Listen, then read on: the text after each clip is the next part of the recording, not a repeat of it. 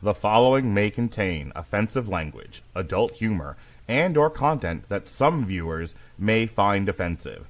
The views and opinions expressed by any one speaker does not explicitly or necessarily reflect or represent those of Mark Radulich or W2M Network.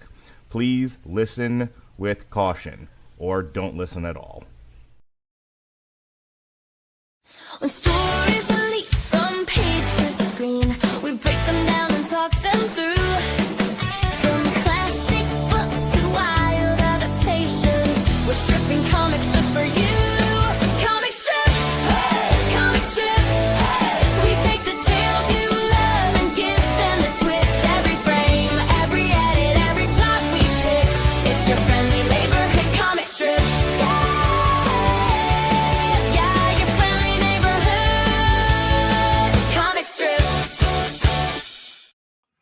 Well, it took me long enough, but I finally replaced the comic book store. I was caught off guard. Yes, that was your surprise. I am surprised. Thank goodness it wasn't on video. I would have been bobbing my head in the wrong rhythm. Hey, wait a minute, that's not that song. Yeah, I felt it was time to retire it. I'm slowly but surely changing. I think that's the last one. I think for the most part, I've gotten rid of any. No, I still have Futurama TV Party. That's the next one I got to replace. I also have to change the artwork because, like, the guys are sitting on the couch with the TV behind them. It's like a few different versions, older, of ChatGPT's ability to do art. So it is a mess. And Alexa's way back when, she was like, please let me change that logo. And I'm like, yeah, if you can give me something better, I'll redo it. So yeah, I got to do the eventually I got to do TV Party and replace that theme, and then all of my themes will be original AI songs with original AI art. Very good. But are you sad now that? AI. Go ahead. I was just going to say you could call it Weird AI. It looks like Weird AI. Look, they're not all going to be gold, okay? I laughed. I can't be constantly hilarious. I think you're constantly hilarious. I'm laughing on the inside. In spite of the delightful holiday romp we're here to talk about today. Yes, yeah. I suppose let's get to that. It is, of course, the Christmas time. It is winter. So we're talking Polar. That's how I planned it. Had nothing to do with me changing the schedule on you at the last minute. No, it had nothing to do with the fact we were supposed to do this last month. So anyway. It's not really a Thanksgiving story. That's fair. So Polar is a 2012 webcomic and series of graphic novels written and illustrated by Spanish cartoonist Victor Santos, featuring international hitman extraordinaire Black Kaiser. From the Santos 2009 graphic novel Black Kaiser, the webcomic is inspired by a variety of action and noir fiction. Polar is characterized by its stylized design and complete lack of dialogue. The speech balloons were added in the graphic novel publications by Dark Horse. And then we are comparing it to the live-action film based on the webcomic, which premiered on Netflix in January of 2019, before the world ended, starring Mads Mikkelsen, of which, for reasons I will never understand, a sequel has been announced. Yeah, Maybe now that Netflix has bought Warner Brothers, they'll have something else to do instead. Bro, I saw the funniest fucking TikTok right before we went online. I posted it. I don't know if you're still in the group. So the group chat, as you know, divided into the NWO Wolfpack and the NWO Black and White. And and those who were in both chats are now starting to leave one chat to exclusively be in the other, as was talked about this morning. So I don't know which one you're still in. Are you in Wolfpack or are you in Black and White? I don't know which is which, but I'm still in both of them because I turned off the notifications from one a long time ago. So fair enough. But I didn't bring that up. Oh yeah, the TikTok that I saw. So I posted it in the NWO Black and White chat, and it was Steven Spielberg, Christopher Nolan, and James Cameron all going to Warner Brothers or Netflix or whatever to stop them from buying Warner Brothers. and it's the Avengers all walking towards Thanos. It's a Thor, Captain America, and Iron Man. Not Squirrel Girl. It was funny. It was funny when I saw the TikTok, not my explanation of it, and I'm Okay. sick. Anyway, by the way, if I was going to affiliate with any group of wrestlers, it would be Los Hermanos Numeros from season 5 of Angel. I see you as more of of the group that was led by Hugh Morris, who eventually became General Erection. I understood the individual words you said, but together they made no sense. There was a group of like low-level wrestlers that formed a cheeky, sex pun-oriented stable. So there was like General Erection, Major Guns, because she had big boobs. You got it? Oh, yeah. Okay, so how much do you know about Victor Santos? Well, I know he's a Spanish artist who a lot of time writes and draws his projects. Honestly, I didn't know a lot about him before this, although I did find out I knew some of his work, like The Mice Templar, which I haven't actually read, but I've heard because, the pun. I've heard of it.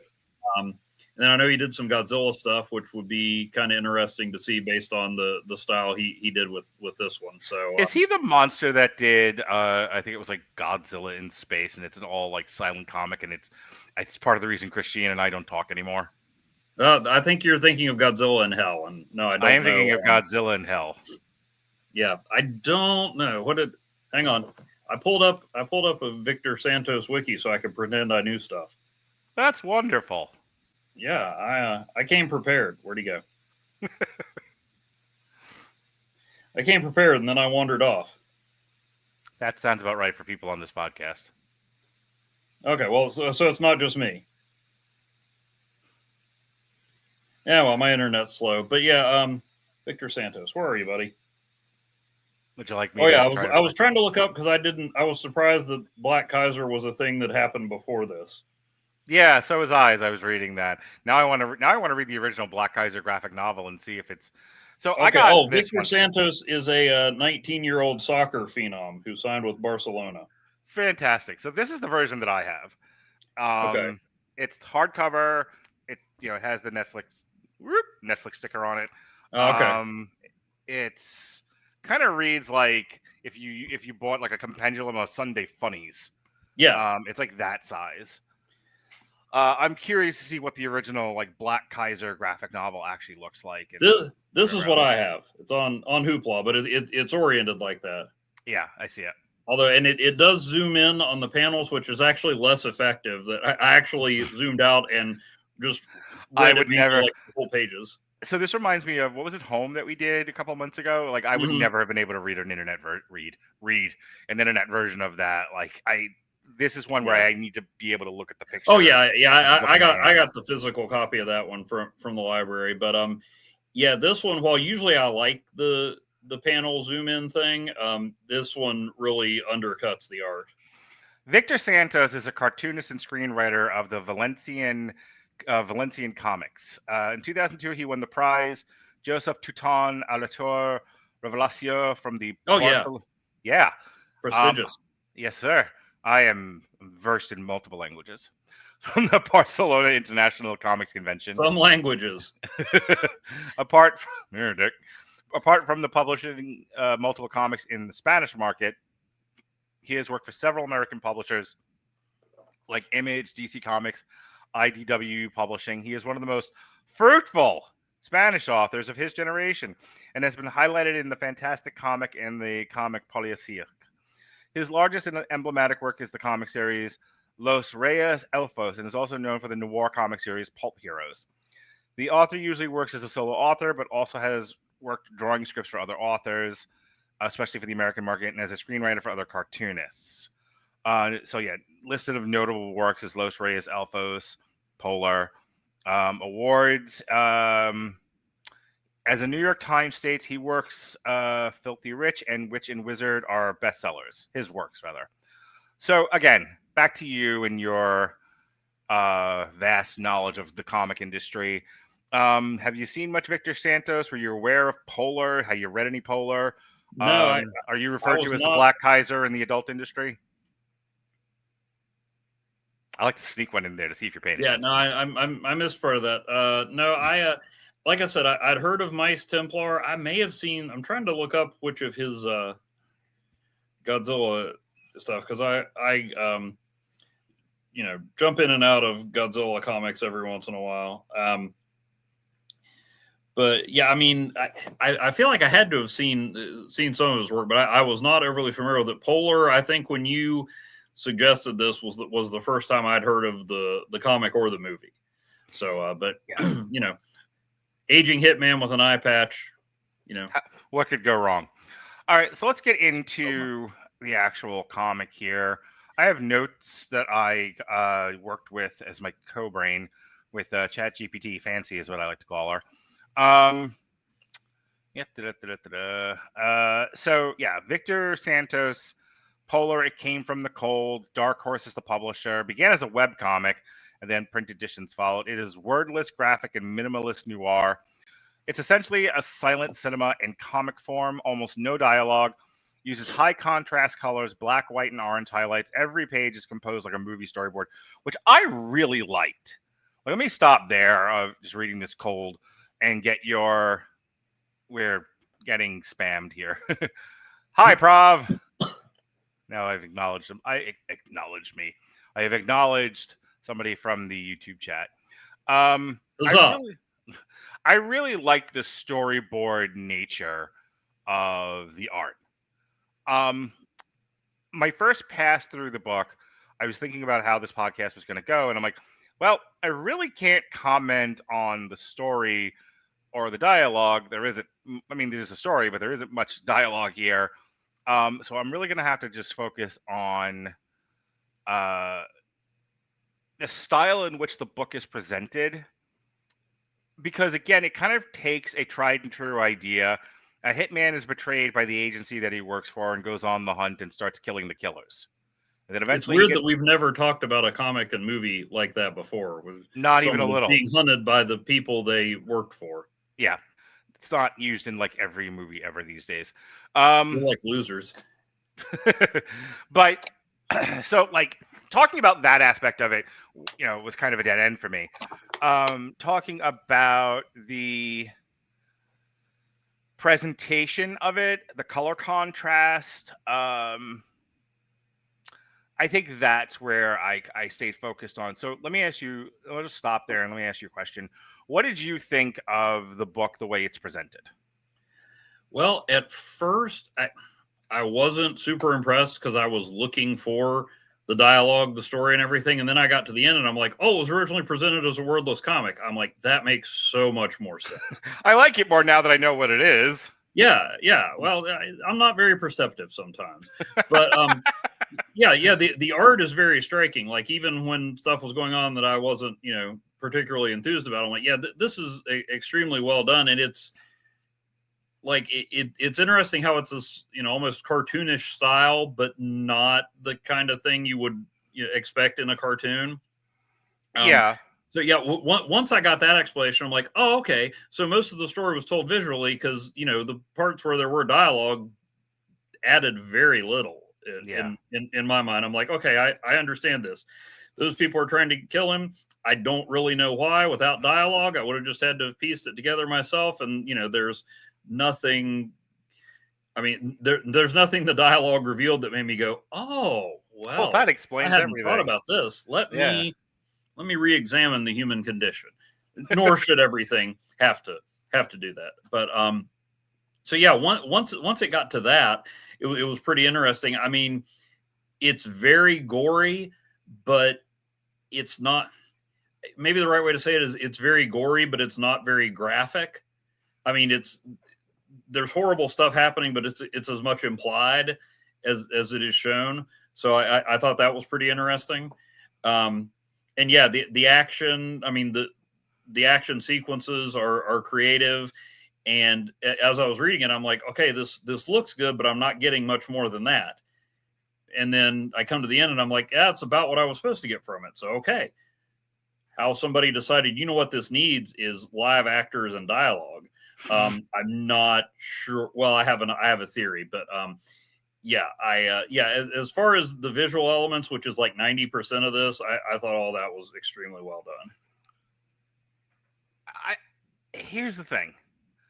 If I'm a movie producer and my intern or assistant or somebody is like, here's a bunch of comics that are not going to be expensive to get licenses for that we can adapt. They're all action oriented. And I'm looking at Polar. I can see that being made into a movie. Not this fucking movie, but I can see it being made into a movie. I can see it being made into a movie, but as the great scientist and philosopher Ian Malcolm once said, you were so concerned with whether you could do it, you didn't think about whether you should. Here's the thing. The idea of an agency kind of deciding that we brought up John Wick, the John Wick archetype of the assassin who's either retired or has been excommunicated and now is got a price on his head, and he has to kill a bunch of killers and eventually find the head of whatever this organization is that's out for blood and do away with them. Yeah. Tried and true. Mm-hmm. It works when it's handled by competent people. Doesn't work so much when it's not. See this movie. Yeah. Well, I mean, hang on. I was going somewhere with this. Yeah. Okay, so sorry. That was like half a thought. So again, if I'm in the business of greenlighting movies and it's like, hey, comic books are popular. Adapt comic books. That's easy pickings for movies, especially if you're doing a streaming movie like this one turned out to be for Netflix. I think the way that this comic book breaks down, where you have this lone gunman essentially out in wintry landscapes, and there's and you get to do a lot of monochrome, black and white, and then red everywhere because he's bleeding and stuff like that. I actually think in the hands of a competent director, a competent cinematographer, a competent art director, you would have a very pretty looking violent movie. We'll get to what happened, what mess this became. But I think as it is, if you take this book, right? I'd like to see my etchings, and you and you start kind of bringing some of this artwork to life, I actually think you would have a really cool looking movie. I would greenlight this. And now I will shut up and let you retort. Yeah, definitely. If you lean into the art, because like I said, that's almost all there is to this story. I mean, like you said, the hitman who's been put out to pasture and now has to hunt the hunters, etc. That's been done. So give me something different. Whether it's the fact that it's Keanu Reeves and he's doing it all for a dog with just these relentless nonstop action sequences, or if he's on the run with his kid in the Prohibition era. Things like that. But the only thing that makes this stand out is the visual style, and that was not adapted. No. Yeah, and we'll talk about that with the movie, but I would love to extend this conversation longer and be more in depth. But I don't know if there's anything else left to talk about with this comic book. Let me finish reading my notes here and see if that spawns anything. The story is stripped down to archetypes: retired assassin, government conspiracies, old enemies resurfacing, tone and identity. No quips, no comedy, hyper violent but almost meditative. More Le Samurai than John Wick. A comic is built on mood, composition, and negative space, not plot density. Can we talk about negative space for a moment? Because that came up a lot in our discussion of Home, where a lot of, and again, this discussion almost has to exclusively be about the art in this instead of what we normally do, which is talk about narrative. Because like you said, that's all there really is to this. Yeah. But in Home, the framework of each art piece was never centered. It was always a big negative space and a dude in a corner. There was a lot of that going on in Home. And I didn't notice it until I read that note. But thinking back through my, would you say you were reading this book, or what would be a better way of saying this? Because no one's reading Polar. I don't know. I debate this with my daughter. I'm like, if it's a book, you're reading it. You're taking in information visually. As you're perusing it, experiencing it, viewing it, coloring it. As I was viewing this book page by page, I thinking back to that now, I do recall, like, he's kind of always in the corner, and then there's this giant block of white. Like, I can't remember the name of the artist or necessarily even the art style. I might have to look it up in a second. But that, like, white canvas, red dot. Mm-hmm. It's a lot. It's like somebody said, take that kind of painting, but make it a John Wick for no apparent reason. Yeah. Polar. Well, it's also, we talked about how often this subject matter has been done. So, I mean, you could have a really excellent artist drawing it in the way you'd expect, and it wouldn't stand out. This stands out. This makes you look at stuff you've seen before in a different way. Mm-hmm. I think I'm referring to maybe a Jackson Pollock. Okay. Grand scale. Let me see. Is it that painting the Kingpin was always staring at on Netflix, Daredevil? Kinda. When I just threw it into Google Gemini, it says a white canvas, red dot painting usually refers to a minimalist or abstract art, which is what I thought it was, emphasizing stark contrast and simplicity. A single red dot on a vast white expanse, symbolizing focus, isolation, or balance. However, the red dot can also refer to a pointillist. Okay, so what I was going for is the minimalist abstract art, and I don't remember what the specific name of the painting was. That was very popular. Red dot might not have been the best way to describe it, because it's more, giant circle colored red, and this the Japanese flag, even kind of, but again, not centered. Oh, okay. So that's kind of my impression of Polar. It was like, let's take that minimalist abstract art style and make a noir revenge assassin book out of it, which is a weird concept. And like, if Victor Santos was here, I would love to ask him questions. Oh, yeah. Mostly, why would you do this? I did read one thing that said the reason he went without dialogue was because it would have been, I don't want to say too much work, like he was being lazy, but he would have had to have like translated it to English and stuff like that. So he's just like, I'm just going to tell the story without dialogue. I mean, so the dialogue adds very little. Yeah. Like there was a line, this old man doesn't want to die, but he does want to kill. Badly. I did have a very Evan Bevins question. Oh, okay. So we all know that I'm a dirty pervert, but I was reading the book, and within the first few pages, we have a busty woman doing busty woman sex stuff.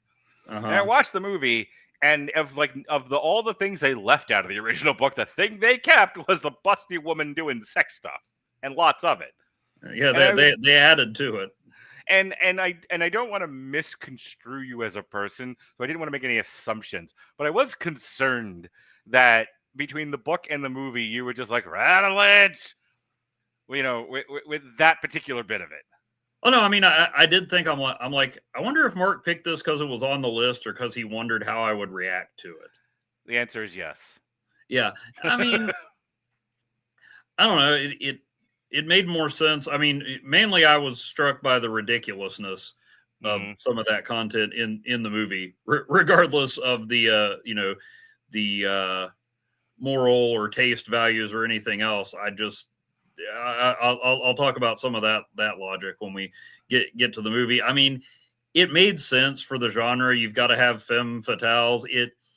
I also had to remind myself this was a web comic, so some of the repetition, it's like, oh boy, another headshot. Well, okay, but if you were reading this as it was coming out, contemporaneously, I don't know.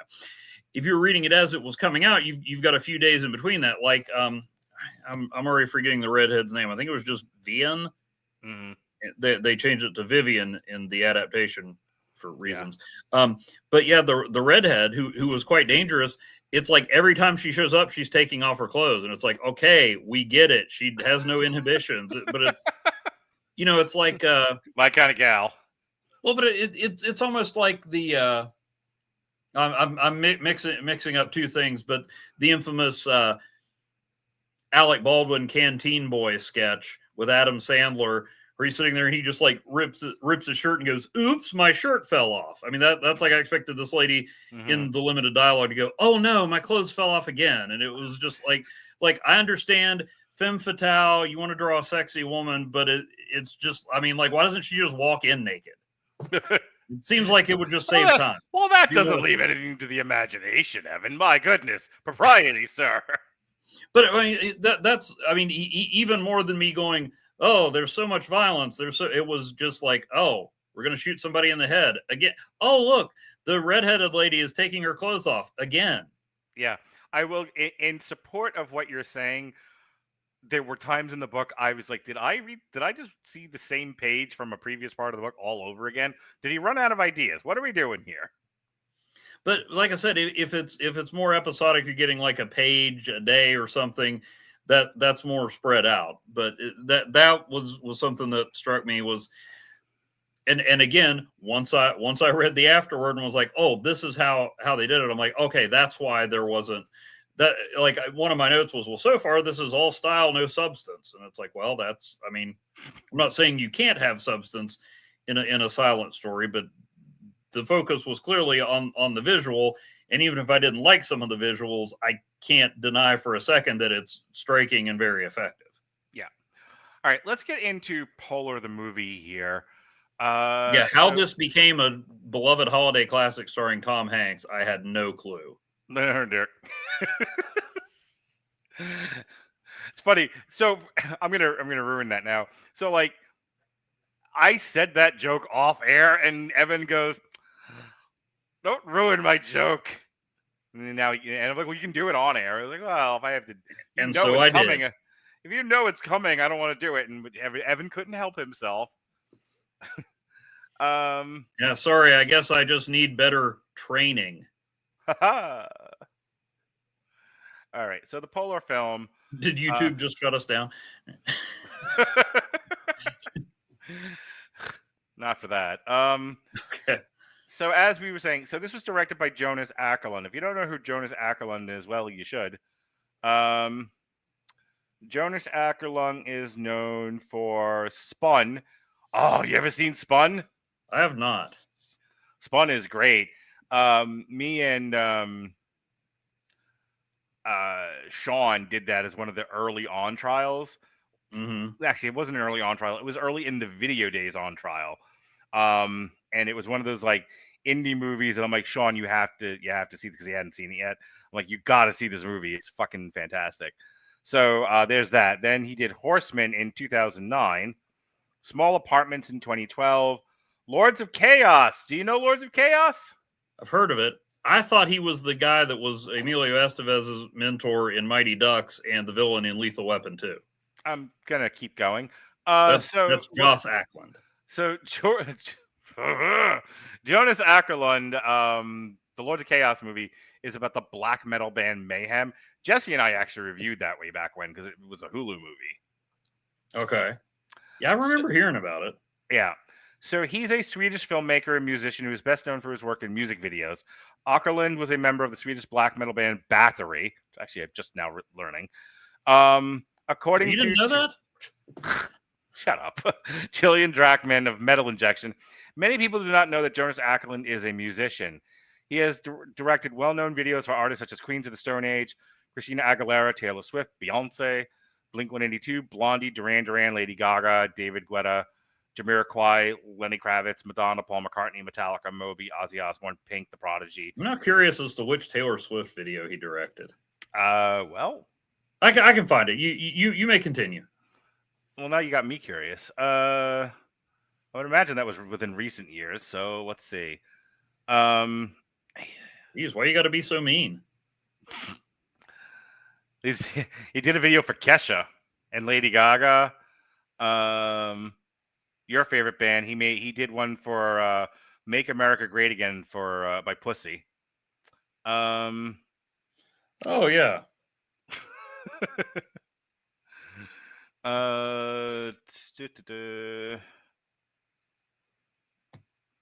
Hold It Against Me for Britney Spears. New Romantics. Oh, is that the one? And he directed the concert film, the 1989 World Tour Live. Wonderful. Wow, that's he won a Grammy for Best Music Film, Paul McCartney's Live Kisses. He's won a Grammy for the Best Long-Form Music Video, Madonna, NBC Special, The Confessions Tour. He won a Grammy Best Short-Form Music Video, Madonna, Ray of Light. And he won a couple Homer of MTV... Simpson's won a Grammy. No, my goodness. And he's won an MTV Music Award for Ray of Light and Evan Bevins' favorite song, Smack My Bitch Up. So that's Jonas Ackerland. It stars... Well, yeah, but the stripped-down acoustic version. Right, yeah. With a harp. It stars Mads Mikkelsen, Vanessa Hudgens, Catherine Winnick, and Matt Lucas. To my other notes And here. out of freaking nowhere, Richard Dreyfuss. Yeah. I was actually watching it and I'm like, holy crap, is that Richard Dreyfuss? And then I'm like, nah. And then the credits roll and by golly, it's Richard Dreyfuss. So being a former music video director, he leaned hard into the aggressive style, color, and energy for this movie. Netflix positioned Polar as a response to the success of John Wick, aging assassin, revenge spree, choreograph-driven violence. Mads Mikkelsen was the biggest draw. It's loud, chaotic, neon, ultra-violent, kind of like Refn, but less coherent. Cartoonish villains. Matt Lucas plays a live-action Saturday morning cartoon villain. It deepens Vizsla's backstory with emotional trauma, a surrogate romantic relationship, a more conventional revenge structure, sensationalized, or just sensational, sex and violence, very different from the comic. The film is not an adaptation of the comic's tone. It's the comic skeleton injected with stylistic steroids. So what did you think of the movie, Evan? I was interested in that description because the comic was all style. Well, I don't think it's saying in contrast. Too much credit to say it had a skeleton. Okay. Very good, Evan. What did you think of the movie? At first, I was struck by the fact that this actually looks like Beck Bennett trying to do Nobody. I mean, like, I know Mads Mikkelsen, but the whole time I was like, man, 2019 must have been really rough on Beck Bennett. And then the inexplicable comedic scene where he's speaking to the school children made me think of those AT&T commercials that Bennett used to do. Can I tell you, at about that time, I just started doing like puzzles on my phone. I was like, I am finishing this as an obligation to Evan, but this movie. That's funny because I finished it as an obligation to you. It's like the gift of the Magi over here. So, yeah, I mean, we've already talked about the fact that they had to put a whole lot more story and dialogue in than in the comic, and that's why I said. I mean, I get what you were saying about. Well, it's a tried and true formula, and you could do it stylistically. Plus, it's adapted from a comic book, so I mean, at some point somebody's gonna greenlight a Hostess Fruit Pies movie and be like, based on the Marvel comic ads. Twinkie the Kid, the movie. It'll happen. And if they do it in the tone of the Lone Ranger, I'm in. But so I get all that, but like there, I don't know. I had a better way of saying this, but it's just like there's so much you had to add, and what they added wasn't very good. Like I didn't understand in the comic why Damocles, whatever it was trying to kill off its old assassins, but I also didn't need to know that because it's just like, hey, the old assassins get it. So we had to have this whole thing about, well, if we don't pay them the pension, we can go public, and it's okay. I get it. Corporations are bad. Yeah, I just kind of attributed to straight up greed. Like, what's funny to me is that you don't even need that second part. You can just be like, well, he's worked all this time, and if he lives to this age, we have to pay him this pension, and we don't want to do that, so just kill him. Wall Street Part 3, like that. Yeah. That to me is just like an anti-corporate fucking storyline, and I'm fine with that. I could actually see like Amazon doing that as a movie about itself. And then what we do, the initial John Wick thing was, he got a dog, and I'm like, oh no, there was not a dog in the comic, but I know how this is going to go. I just didn't expect him to kill the dog.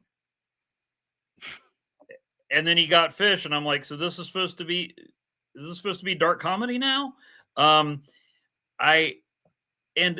we just talk about the team of assassins, Sydney and Hildy and Facundo and the dude with the red beard? But if you're going to bring that up now, let me talk about that first scene.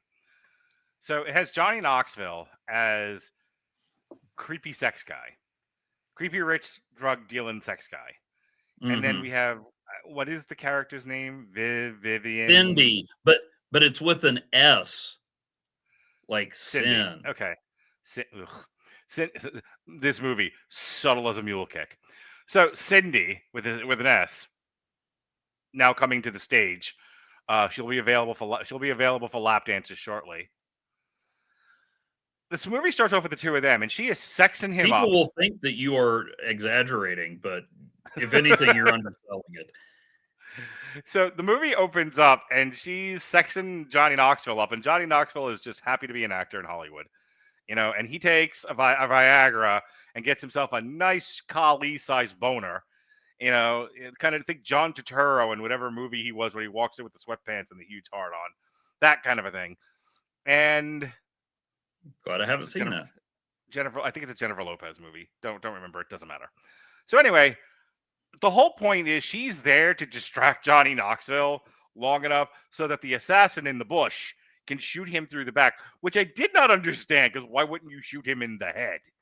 But yeah, for all the headshots that were in the comics, there were at least 2 very obvious headshots that weren't taken in this movie. And the thing of it is that she's setting him up by giving him a blowjob so that if she's blowing him, he'll be still long enough for the assassin to shoot him in the fucking head. And instead we shoot him in the back? Why? So there's that. Why do you need 4 people to do this? That was the other thing. Could have done it. That was my other issue with that scene, was like I can see her being there to set him up so that he's in the right position for the assassin to get a clean shot. What do you need the other 2 people for? Like one headshot should have done it, and even if it doesn't, get another one in the heart. If you're that much of a sharpshooter that you're an assassin, you should be fine with this. This is not hard. You're not trying to shoot a president in a fucking parade.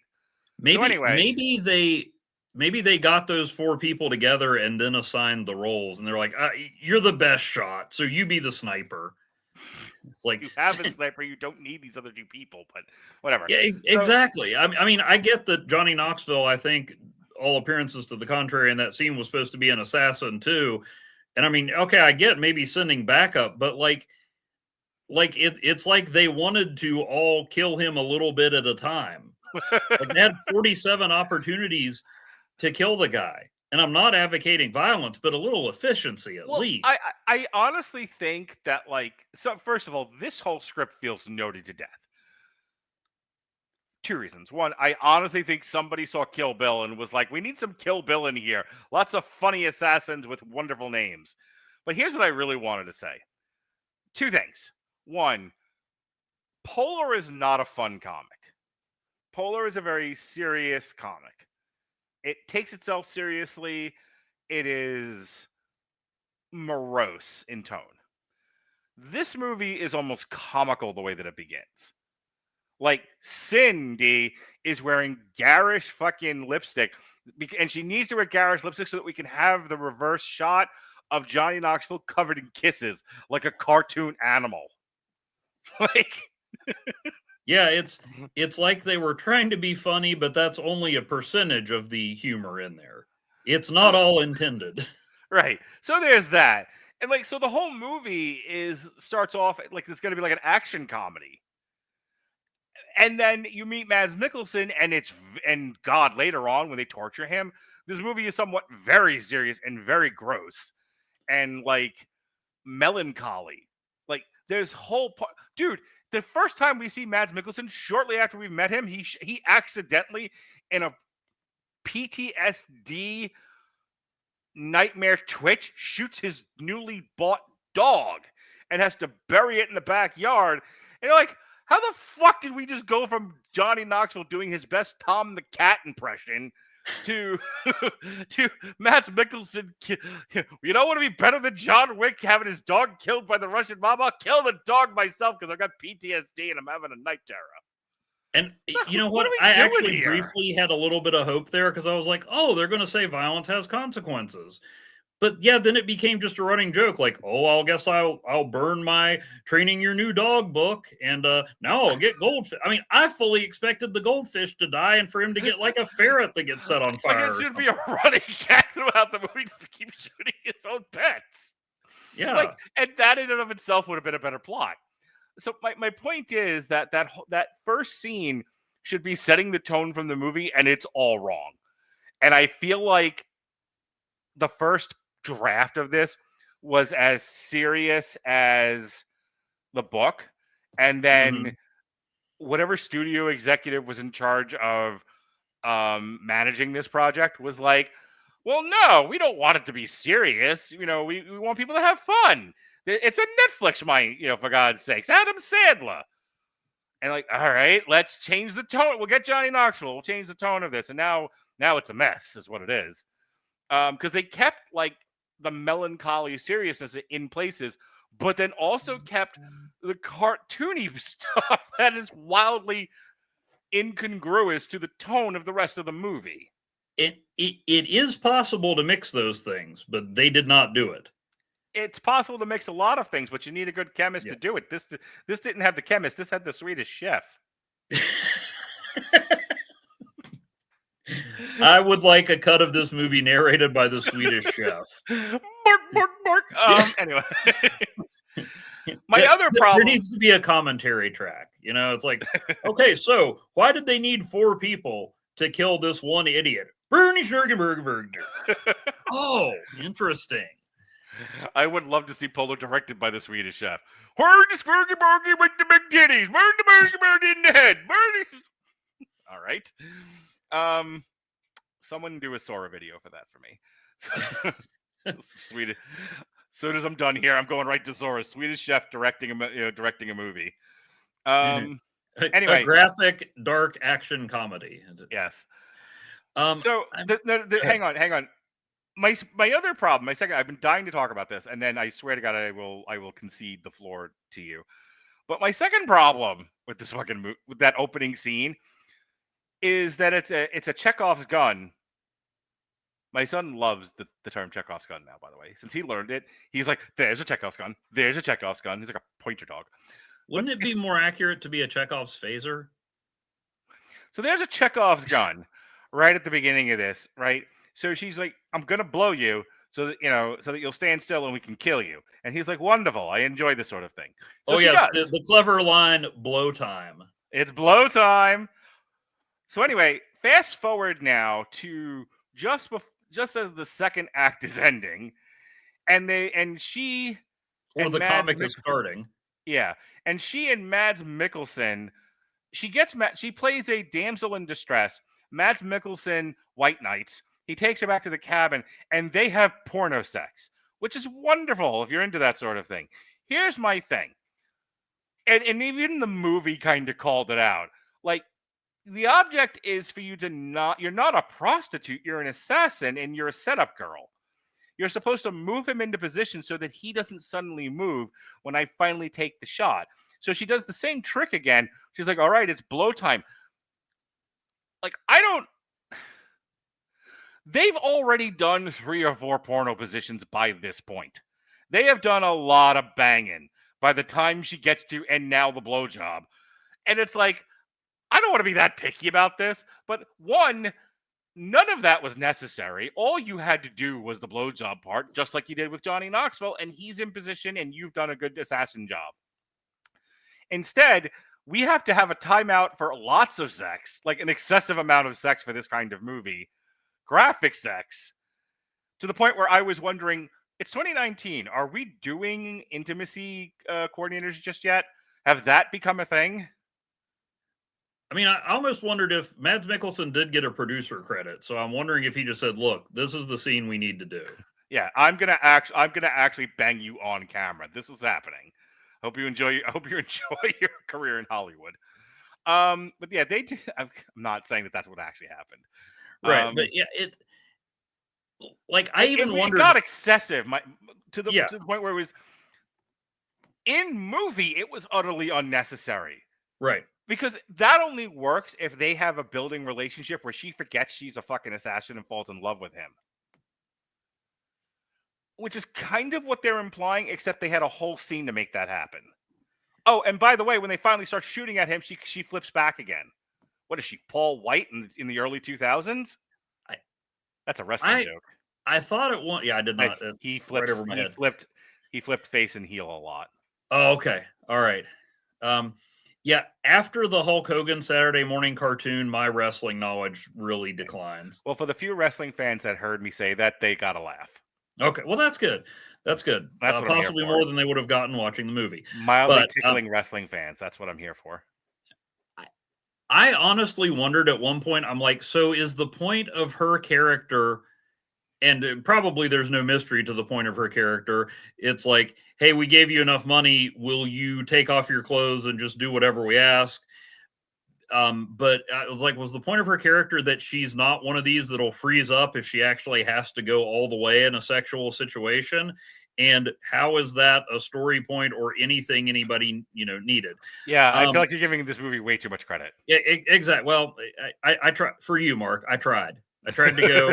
I tried to think critically and consider the craft. What was the movie where you and I were earlier this year where I was?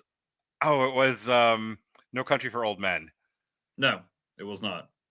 Which one we were arguing about the sex scene on the stairs? A History of Violence. A History of Violence. And I defended the logic of the scene, if not the content. All right. Yeah, but here's the thing: A History of Violence had unnecessarily graphic sex scenes, but nowhere near the level of this. It had horrific violence. Oh yeah, Let me help you.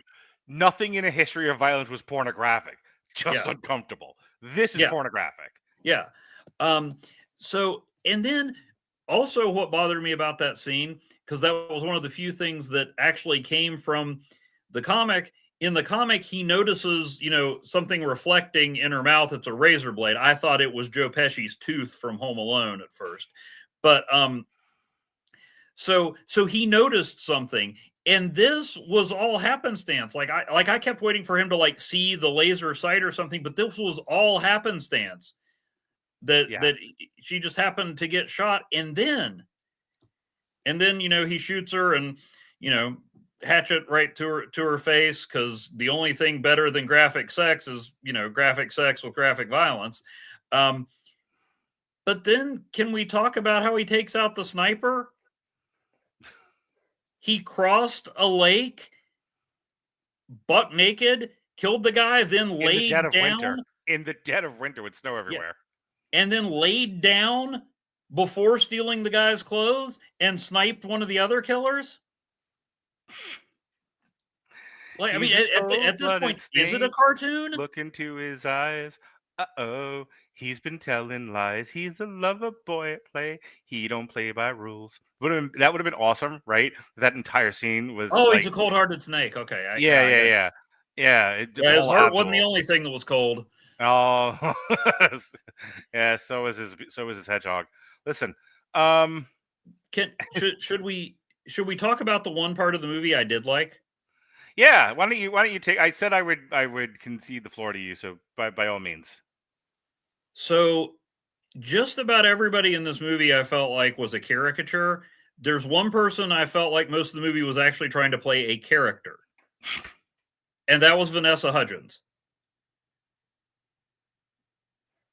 Muted yourself. I know. So I could address the people. My girlfriend currently the only one watching me on TikTok, so I have to occasionally interact with TikTok, or TikTok thinks I'm ignoring everyone. Oh no,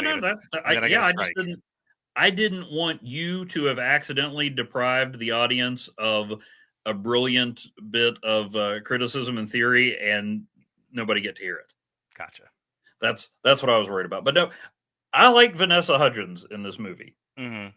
I thought she was doing a totally different movie than everybody else. Yeah, again, she's in the melancholy version of this movie. They spliced together with the action comedy starring Johnny Knoxville. I was so glad that for most of the movie, I thought she was going to turn out to be the character that he unceremoniously and creepily jumps in bed with in the comic, which was his old buddy's daughter. Yeah. And he's like, but you're, she's like, no, he's not here. And he's like, oh, okay.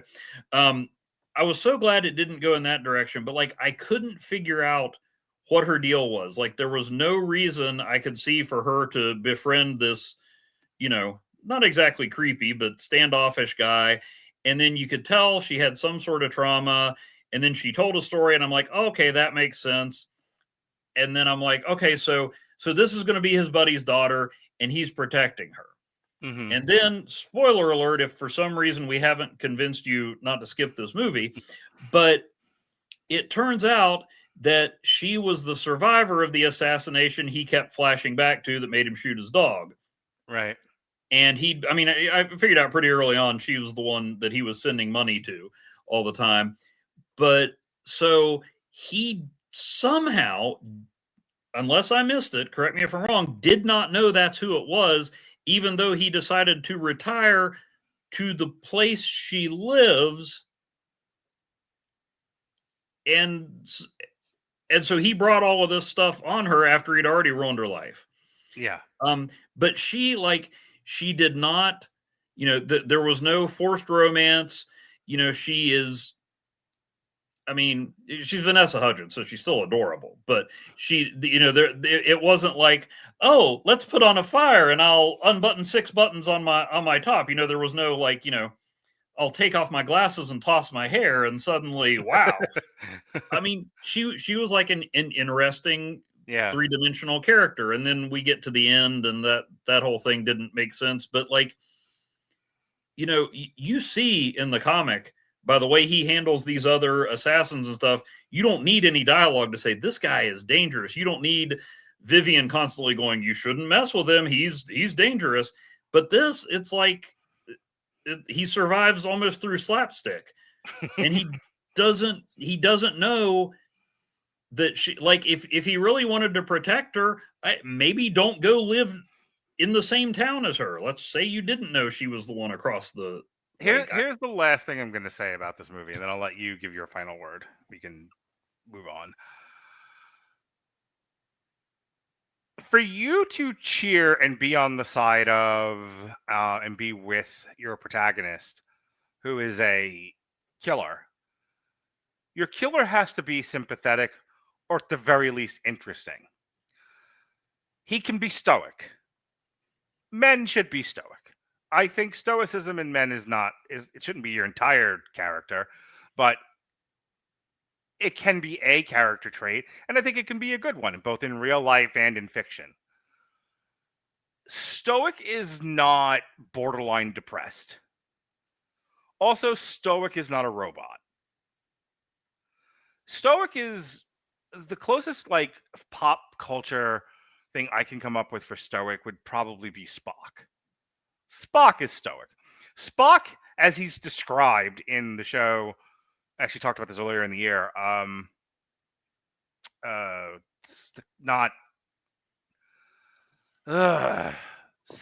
Star Trek, the one with Pike that me and David have been reviewing.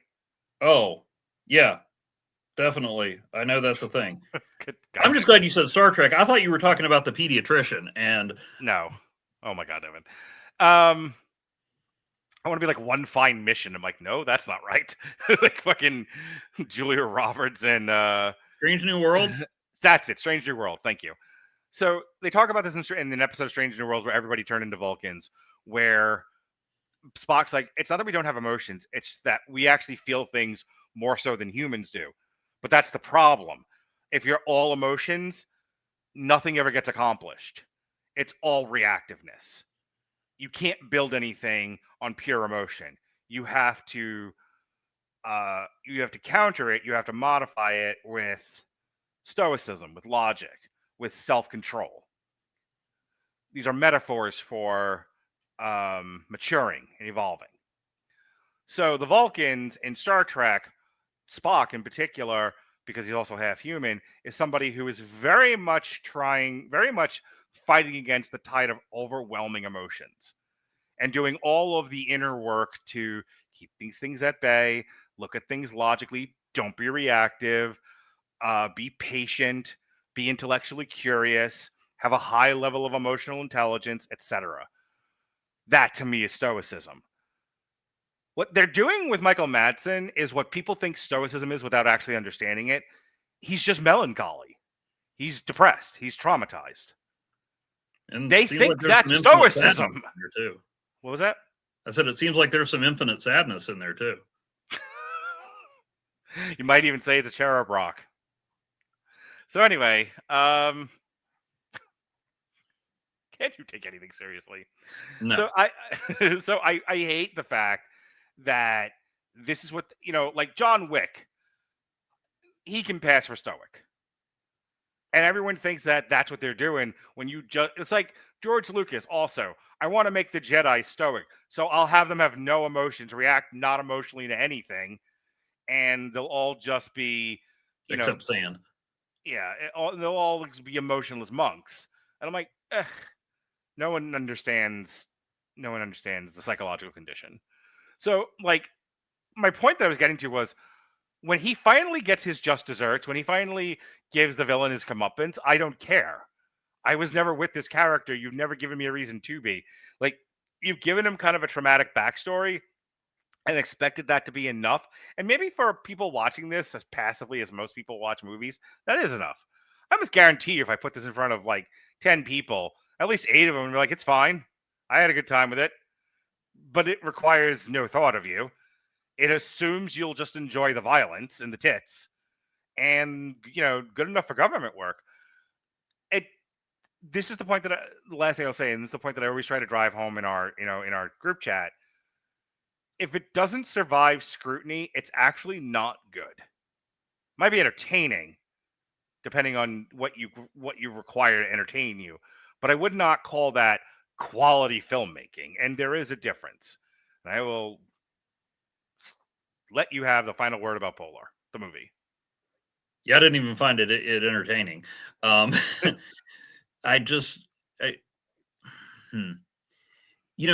of my favorite movies that you and I talked about, a couple years ago, we did the Christmas triple feature, and I had forgotten In Bruges was a Christmas set movie. Now I am sick and tired of the assassin with the heart of gold. I only kill the people who deserve it. It's like, that's great. So your morality is that you set the line on who deserves to live a little higher than the other guy. That's nothing. But in Bruges, like, there was a guy who had done a truly horrible thing. He was truly sorry about it. There was no way to make up for it. And these guys were doing horrible things, but they were relatable people. They had emotions. I really like that movie. And this, was just, this guy kills people real good. Just because the script calls for it. Like, we don't see anything about it. He's not very observant. He's not a student of the human condition or anything like that. He just does his thing, but he has PTSD. So he feels bad. And, he's going to teach a classroom of small children how to murder people with a knife. But, really he's not going to take advantage of poor traumatized Camille, and I think that was her name, and he feels bad about stuff. So there you go. He's a hero. And right. I mean, I don't know. I just it didn't work for me. Like I said, it was not that I was totally blown away by the comic, but the comic was primarily an exercise in art, and it was from that perspective, it was a total success. And that's like 90% or more of what it was. This didn't have the visual stuff. What they added to the story made it worse somehow. And even the stuff in this universe didn't make sense. And then, eventually, I'm like, so So he's traumatized, and we're supposed to have empathy for him for that. But then we're going to watch, like 15 minutes of up close of him getting tortured. And then I guess we're supposed to think it's cool because that shrapnel he never got removed is how he picked the lock. But at that point, I didn't care anymore. So last note here, critical reception. On the review aggregator Rotten Tomato, Polar has a 20% critic score, with most reviews panning the film. Common complaints: critics called it gross, stupid, and relentlessly ugly film from start to finish. The consensus criticized it for emphasizing blood splatter and bouncing butts over literally all else. You could tell a music director directed this, including plot and character development. Some reviewers said the film tries hard to shock and stylize, but ends up feeling hollow or chaotic rather than thrilling. It's widely seen as a failed adaptation, violent and flashy, but lacking in coherence, character depth, and meaningful narrative. Fan reaction. While critics largely rejected Polar, a portion of viewers found things to say, like, especially if they approached it as a mindless action flick rather than serious cinema. I believe I just said that. The audience meter is much higher, indicating many viewers found it worth a watch. On forum boards like Reddit, some fans reacted positively. For example, I honestly thought it's an excellent Netflix original movie, so enjoyable to watch. Common fan praise. Why? Common fan praise. The film's over-the-top violence, stylized visuals, and action sequences. For some viewers, those are crazy fun enough to make it entertaining. Some reviewers, fans called it a guilty pleasure, a loud, indulgent B-movie style actioner to enjoy without expecting narrative subtlety. Not high art, but for viewers looking for blood, mayhem, and stylized silliness, it delivers enough to entertain a niche if you lower your expectations. So, like here, go ahead. You mentioned Kill Bill earlier. Yeah. I've watched both Kill Bill movies. Hated the first one. The second one, my honest assessment of it was that by the time it was over, it was 2 hours later than when I started watching it. That I was just completely, but even like I gave up on Tarantino movies a long time ago. I'm just like, he doesn't make them for me. All I'm going to do is complain. So let's just save those 2 hours. But even the first Kill Bill, like, I recognize there's skill there. He's not doing what I want to watch or what I want to spend my time doing. But like, two things. That opening fight with Vivica, I think it's Vivica Fox. Yeah. Where they're hitting each other with fucking pans. Mm-hmm. Is a wonderfully choreographed pro wrestling match. The fight with Uma Thurman versus the Crazy 88, that is, if you are okay with blood splatter and like sword fights, is beautiful. It is a wonderfully crafted, synchronized killing sequence. Well, it's amazing. And like we were talking about before we went on about John Wick and how I hated John Wick 3, but not because it was a badly made movie, just because everything it said, which was kill everybody who cares, is not my thing. Right. This says and does things I don't like and does it in a way that I don't find compelling or entertaining in the least. Yeah, that's my thing. Like, thinking now that I know that this is a music director, like, this movie visually makes a lot more sense to me aesthetically. I also think that, like, especially with the production company or the financiers being Netflix, I think that Netflix is not looking to make, like, Netflix has enough money to go buy a prestige picture from a festival, or something that has like a limit, like a Neon or something like that, or A24. It's got limited run in theaters. And then they're like, well, we're looking for a distributor. And then Netflix can kind of swoop in and go, look, we have a prestige movie we had nothing to do with. We bought it. We bought ourselves a victory.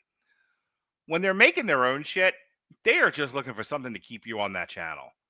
And it's like, all right, which cookies and jingling keys are the most effective at retaining viewers? Because that's the movie we're going to make. Polar. Yeah, and I understand all that, but I'm saying even if you set the bar really low, you could do better than this. I think it's a great way to end this. So, next time, that we get together will not be a comic strip. We will be doing a triple feature because, God, I love to watch 97 movies in a week. We'll be looking at Oblivion, Snowpiercer, and The Fountain. And what do those things have in common? They are tangentially related to comic books in some way. But none of them actually have a comic book to compare, or we'd just be doing a comic strip. So that's what we're doing there. This past week, there was no show Sunday because Jesse had to cancel to do some stuff with his kids. We reviewed Zootopia 2 on Monday.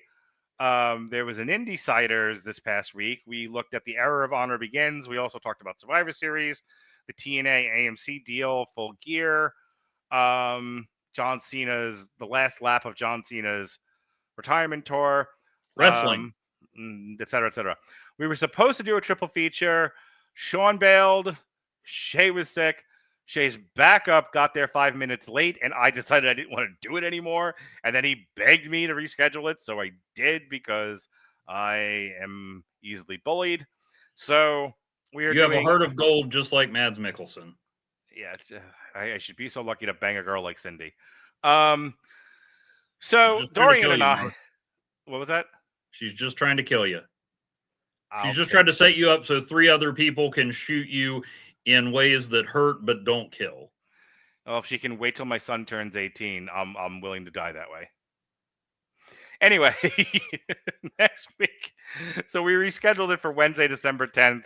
It's a David Fincher focus. The Killer, 7 in Zodiac. But before that, more comic books. Yay! Jesse and I are going to be doing a Grant Morrison focus. We're going to look at Happy, Nameless, and Joe the Barbarian. Monday, unfortunately, we're going to be reviewing Five Nights at Freddy's 2, which I heard sucks. And this Thursday, at the request of Kat, because she's so pretty, she says she wanted us to do Christmas Chaos, Tromeo and Juliet, and Frankenhooker, all Troma films, one of which she's in for some reason. So I do it for the ladies, Evan. I am always doing it for the ladies. And the lady requested that of me, and so the ladies always get what they want. Okay. Speaking of giving the ladies what they want, Evan, where can people find you? Oh, wow. That may be your worst segue ever. Oh, no, there's been far worse. Okay. Listen, I haven't started reading banned vinyl titles at you yet, and don't ask me what they are or I'm going to do it. And trust me, you, good Christian boy, good to his mother, walks with the angels and on water, Evan Bevins, don't want me to read banned vinyl at you. Okay. I appreciate that. If you like my ideas but hate the sound of my voice, you can go to *51.blogspot.com. That's where I have breakdowns of various and sundry comics and movies, often purchased at Dollar Tree. So hashtag Dollar Tree Cinema, hashtag Free Comic Friday, or some of the things I'm doing. I've got to find another long-term project. I've just been bouncing around at different things. Going to try to get some Christmas holiday themed stuff out there. Although you can also look at some of my past entries on that, like Marvel 2-in-1 number 8, The Time the Thing and Ghost Rider Saved Christmas, which Jesse Starcher, Chris Armstrong, and I will be talking about on an upcoming issue of the Source Material Comics podcast. Upcoming episode, not issue. You can go back and edit that, right? That's a source material and not an unspoken issues? It's not the 90s, it's the 70s. Oh, gotcha. Yeah. Steve Gerber, creator of Howard the Duck, wrote a heartwarming Christmas story about the Thing and Ghost Rider, trying to figure out why a Native American reservation has been transformed into Bethlehem on Christmas Eve. Sounds marvelous. It is marvelous. It is one of my favorite things I've ever read. Or you can check out my explanation for why the plot of Iron Man 2 was carried out in real life in the form of the Muppet Christmas Carol. True story, Mark. But I'm not going to explain it all here. You got to click the link for that. But so. And then every month, Jesse Starcher and I do Snap Material on the Source Material channel, where we talk about the latest cards and tomfoolery with the mobile card game Marvel Snap. Absolutely wonderful. Simply outstanding. Might even say it's mediocre. Well, that has been our episode of Comic Script. For Evan Bevins, I'm finding the outro. Be well, be safe, and behave.